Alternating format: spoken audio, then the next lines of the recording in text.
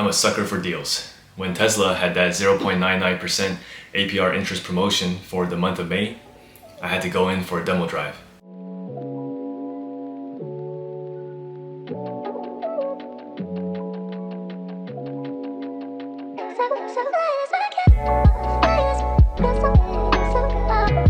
Hi, I'm Jeffrey, physical therapist, and welcome to Life of a PT.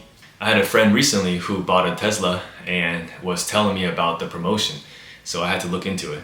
I don't know much about Teslas or electric vehicles, and I only rode in a Tesla once. I follow some major stocks, and I just know that the Tesla stock was down about a month ago. The idea of purchasing one definitely intrigued me, so I had to do my research. Before I make any major decisions, I like to weigh out all my options, look at the pros and cons, and see long term, 5 years or more. I know right now the interest rate for financing a car is pretty high. I think it's probably at least still 5%. So the 0.99% was very enticing. I currently drive my mom's 2012 car that is almost at 100,000 miles. There's no problems with it, so I definitely don't need a car right now. I drive round trip to work about 50 miles a day. I pump gas once a week and total about $200 a month. Because of that, I was open to looking into a Tesla and charging at home because it will probably only cost about $40, maybe $50 a month electricity. The idea of not having to do any car maintenance like oil changes is pretty nice. I went on YouTube, Reddit, and asked Tesla owners their experiences. As expected, there were a lot of mixed reviews. One of the common complaints I see and hear are the quality control issues. Not all Teslas are created equal. So when you first get it, apparently some of them will have issues with gapping in the frame or other issues with the electronics, but most of it is covered under warranty, but it's always a hassle to have to get it fixed. The tires were another big thing. Because of electric vehicles, they have that battery power in it and it's very heavy, which makes the tire kind of wear down even more. So it's important to do tire maintenance, rotations, and replace them as needed. But the Tesla tires can be expensive. I think like $400 each tire. Also, most auto shops don't really know how to service Teslas. Getting timely service from Tesla can be an issue, even though they do have the option of mobile service where they come to your home.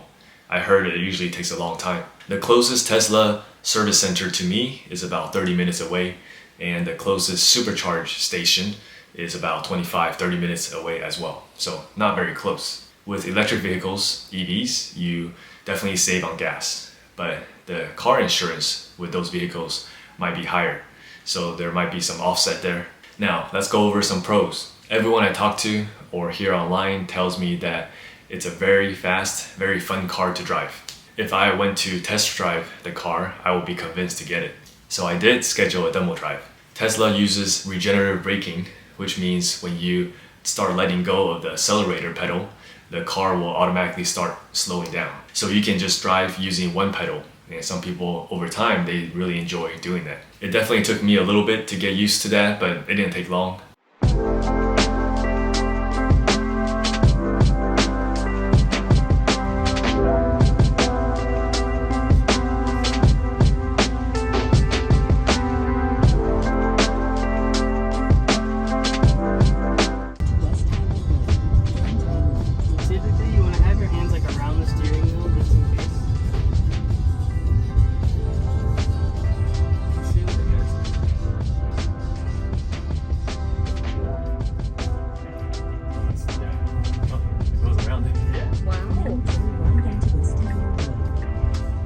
My wife sat in the back and she said it was not a smooth ride at all. Some of the footage she took was from back there, so you can probably see it moving.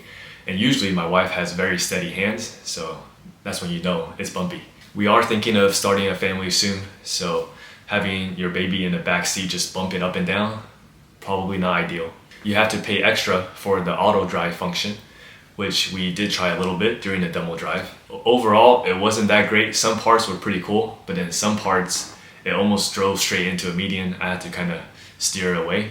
Now the acceleration was pretty good. It was pretty fast with no lag, but I'm not really into cars like that, so even though it's fun, I'm just looking for something more reliable. For me personally, the cons outweighed the pros. there were still too many inconsistencies and just no clear, conclusive evidence for me to get a Tesla right now, even with that amazing deal. After the test drive, we went by the Trader Joe's nearby and bought some of our favorite popcorns. It's back in stock. We started watching Baby Reindeer on Netflix, and it's a pretty crazy show. It's based on a true story, and the main actor is the guy that the story happened to. We're not done yet. We're probably like 5 or 6 episodes in.